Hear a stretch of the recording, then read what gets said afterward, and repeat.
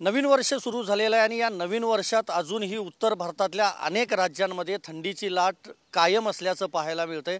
राजधानी दिल्लीमध्ये देखील सध्या कमीत कमी तापमान जे आहे ते 8 पर्यंत येऊन ठेपलेलं आहे आणि दुसरीकडे ही कडाक्याची थंडी असतानाच राजकीय वातावरण मात्र सध्या गरम झालेलं आहे। कारण दिल्ली विधानसभा निवडणुकांची घोषणा ही अजून झालेली नाही, तरी देखील भाजप असेल, काँग्रेस असेल आणि सत्ताधारी आम आदमी पक्ष असेल, या सगळ्याच पक्षांकडून उमेदवारांची यादी आतापासूनच जाहीर करण्यात आलेली आहे। योजनांचा पाऊस अक्षरशः पाडला जातोय। मग सत्ताधारी आम आदमी पक्ष असेल किंवा विरोधातला भाजप असेल, वेगवेगळ्या योजना आणल्या जात आहेत। महत्त्वाचं हेच आहे की येणाऱ्या दिल्ली विधानसभा निवडणुकीमध्ये कुणाचा झेंडा फडकणार, अरविंद केजरीवाल हे पुन्हा एकदा दिल्लीचे मुख्यमंत्री होणार का, याकडे संपूर्ण देशाचं लक्ष असणार आहे। कारण तुरुंगवास बघून ते आल्यानंतर त्यांनी आपल्याला माहिती आहे की मुख्यमंत्रीपदाचा राजीनामा दिला होता आणि सध्या आतिशी या दिल्लीच्या मुख्यमंत्री आहेत। दिल्लीमध्ये एकूण 70 जागा आहेत विधानसभा निवडणुकीच्या आणि 15 आणि 20 साली ज्या वेळेला निवडणुका झालेल्या होत्या त्यावेळेला अरविंद केजरीवाल यांच्या आम आदमी पक्षानं एक हाती सत्ता खरं तर या ठिकाणी मिळवलेली होती। पण मधल्या काळात आपल्याला माहिती आहे की कोरोनानंतर जे मध्य धोरण आणलं गेलं राजधानी दिल्लीमध्ये, त्या धोरणामध्ये ईडीनं त्यांच्यावर खरं तर कारवाई केली आणि अनेक नेते महत्त्वाचे, मग त्यामध्ये मनीष सिसोदिया असतील किंवा के कविता यांच्यापर्यंत ते प्रकरण खरं तर जाऊन पोचलेलं होतं आणि अरविंद केजरीवाल अखेर तिहार तुरुंगामध्ये त्यांचा बरेच दिवस मुक्काम होता। अखेर सर्वोच्च न्यायालयानं जामीन मंजूर केल्यानंतर अरविंद केजरीवाल हे सुटून बाहेर आले आणि त्यानंतर खरं तर त्यांनी राजीनामा दिला आणि मग आतिशी या दिल्लीच्या मुख्यमंत्री झाल्या। सध्याचा जर विचार केला तर दिल्ली विधानसभा निवडणुकीमध्ये जे पक्षांचं बलाबल आहे ते पहिल्यांदा सांगावं लागेल। आम आदमी पक्षाचे सध्या 62 आमदार आहेत तर भाजपचे 8 आमदार आहेत। काँग्रेसचा मात्र एकही आमदार सध्या दिल्लीच्या या विधानसभेमध्ये नाही आहे। त्यामुळं मोठी चुरस तर आहेच, पाहायला मिळणारच आहे। पण महत्त्वाचं एक आहे की लोकसभा निवडणुका पार पडल्या, त्यानंतर आपल्याला माहीत आहे महाराष्ट्राची विधानसभा निवडणूक देखील पार पडली आणि मग आता दिल्लीची ही विधानसभा सध्या पार पडते। खरं तर सांगायचं झालं तर बीजवासन, लक्ष्मीनगर, आदर्शनगर, कस्तुरबा नगर आणि पटपडगंज ह्या महत्त्वाच्या हॉट सीट मानल्या जात आहेत। त्याचबरोबर अरविंद केजरीवाल हे स्वतः नवी दिल्ली विधानसभा मतदारसंघ जो आहे तिथून निवडणूक लढवणार आहेत, तर आत्ताच्या मुख्यमंत्री आतिशी या कालकाजीमधून ही निवडणूक जी आहे ती लढवणार आहेत। येत्या 23 फेब्रुवारीला या विधानसभेचा कार्यकाळ जो आहे तो संपणार आहे। त्यामुळं केंद्रीय निवडणूक आयोग कदाचित याच महिन्यात जानेवारीच्या पहिल्या किंवा दुसऱ्या आठवड्यात या निवडणुकांची घोषणा करू शकतं। केजरीवाल हे आपल्याला माहीत आहे जवळपास 156 दिवस तुरुंगात राहिलेले होते। मध्य धोरण घोटाळ्याचा एक मोठा आरोप जो आहे तो अरविंद केजरीवाल यांच्यावर करण्यात आलेला होता आणि आत्ता त्यांनी महिलांसाठी योजना आणलेली आहे। दर महिन्याला 2100 रुपये द्यायचं जाहीर केलं आहे। त्याचबरोबर पुजारी आणि पौरोहितांना देखील त्यांनी दरमहा 18,000 रुपये द्यायचं जाहीर केलं आहे। मात्र या सगळ्याला भाजपनं कडाडून असा विरोध केलेला आहे। पंतप्रधान नरेंद्र मोदी यांच्या हस्ते खरं तर प्रचाराचा इनडायरेक्टली शुभारंभ काय होईना दिल्लीमध्ये झालेला आहे। मात्र केजरीवाल यांचं जे 10 वर्षातलं कार्यकाळ पाहिला तर भाजपकडून प्रचंड मोठी त्यांच्यावर टीका केली जाते आणि दिल्लीचं मुख्यमंत्रीपद हे महत्त्वपूर्ण मानलं जातं। सुषमा स्वराज असतील किंवा शीला दीक्षित असतील यांनी देखील यापूर्वी हे मंत्रिपद जे आहे ते भूषवलेलं आहे। त्यामुळं काँग्रेस जो शून्यचा भोपळा आहे तो फोडणार का हे सगळ्यात महत्त्वाचं बघावं लागेल। कारण लोकसभा निवडणुकीमध्ये काँग्रेसला मोठं घवघवीत असं यश मिळालेलं होतं। प्रामुख्यानं पाहायला गेलं 2012 साली आम आदमी पक्ष हा स्थापन झाला। अण्णा हजारे यांचं जे आंदोलन होतं त्या आंदोलनामध्ये अरविंद केजरीवाल हे पहिल्यांदा झळकलेले होते आपल्याला माहिती आहे आणि त्यानंतर त्यापूर्वी त्यांची समाजसेवक अशी खरं तर ओळख होती आणि मग आम आदमी पक्षाचा जन्म झाला। पण सध्या आम आदमी पक्षाला राष्ट्रीय पक्षाचा दर्जा जो आहे तो मिळालेला आहे।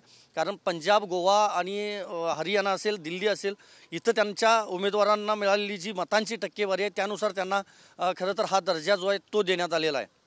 महत्त्वाचं हे आहे दिल्लीमध्ये भाजप नेमकं काय करणार। कारण आम आदमी पक्षाला थोपवण्यासाठी योजना तर अजून कुठल्या मोठ्या जाहीर केलेल्या नाहीत, मात्र नवीन एक मेट्रो मार्गाचं लोकार्पण जे आहे ते पंतप्रधान नरेंद्र मोदी यांच्या हस्ते काही दिवसांपूर्वी पार पडलेलं आहे। सगळे जे केंद्रीय मंत्री आहेत ते सगळे दिल्लीमध्येच वास्तव्याला असतात, कारण ल्युटेन्स दिल्लीमध्येच सगळी मंत्रालय असेल किंवा निवासस्थानं जी आहेत मोठ्या नेत्यांची ते आहेत आपल्याला माहिती आहे।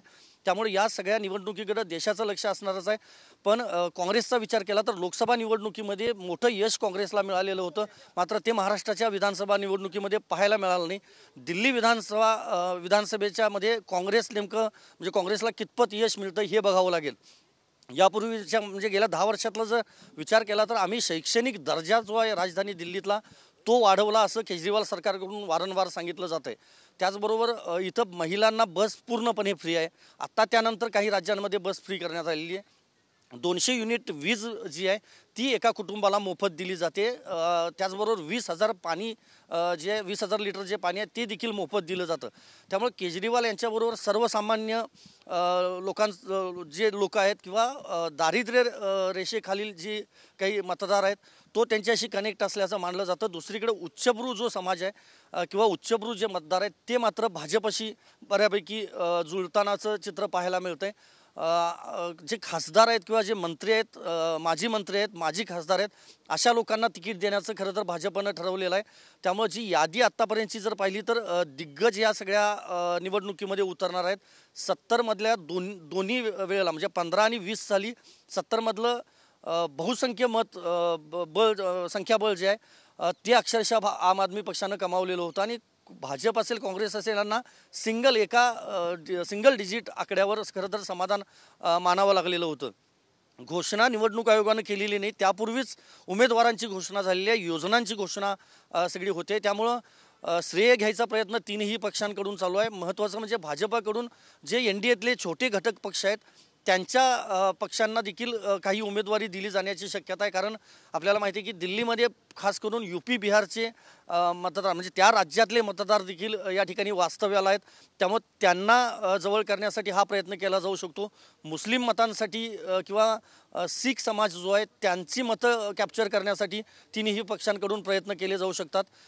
धार्मिक मुद्दा या निवडणुकीमध्ये नक्कीच असणार आहे. कारण मंदिर मस्जिद असेल किंवा गुरुद्वारा असतील, चर्चेस असतील, त्यांच्या भोवती देखील थोडंफार राजकारण फिरतानाचं पाहायला मिळतं. कारण काही ठिकाणी पौरोहित्य करणाऱ्यांना किंवा पूजा करणाऱ्यांना देखील तिकीटं देण्यात आलेली आहेत. त्याचबरोबर सर्वसामान्य म्हणजे आम आदमी पक्षाचं वैशिष्ट्य पाहायला गेलं तर अगदी दुकानदार, रिक्षाचालक यांना देखील त्यांनी यापूर्वीच्या निवडणुकांमध्ये तिकीट दिलं पाहिलेलं आहे आपण.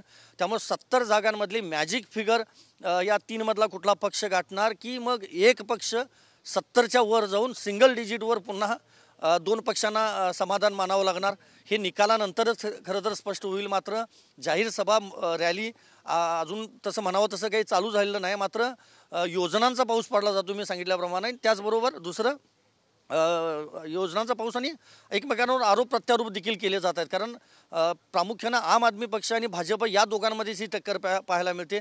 लोकसभा निवडणुकीनंतर खरं तर वाटत होतं की काँग्रेस आणि आम आदमी पक्ष एकत्र लढेल दिल्ली विधानसभा निवडणुकीमध्ये. मात्र केजरीवाल यांनी स्वतः स्पष्ट केलं की आमचा पक्ष स्वतंत्र लढेल. त्यामुळे नक्कीच तिरंगी लढत जी आहे ती राजधानी दिल्लीमध्ये आता विधानसभा निवडणुकीच्या निमित्तानं पाहायला मिळणार आहे. बघूयात मतदार राजा कौल कुणाला देतो ते. व्हिडिओ जर्नलिस्ट राकेश कुमारसह मी संदीप राजगोळकर, TV9 मराठी, नवी दिल्ली.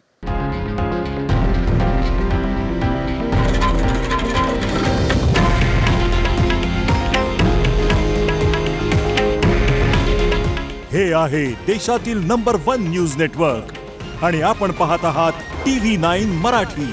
काळजी तुमची, हित महाराष्ट्राचं.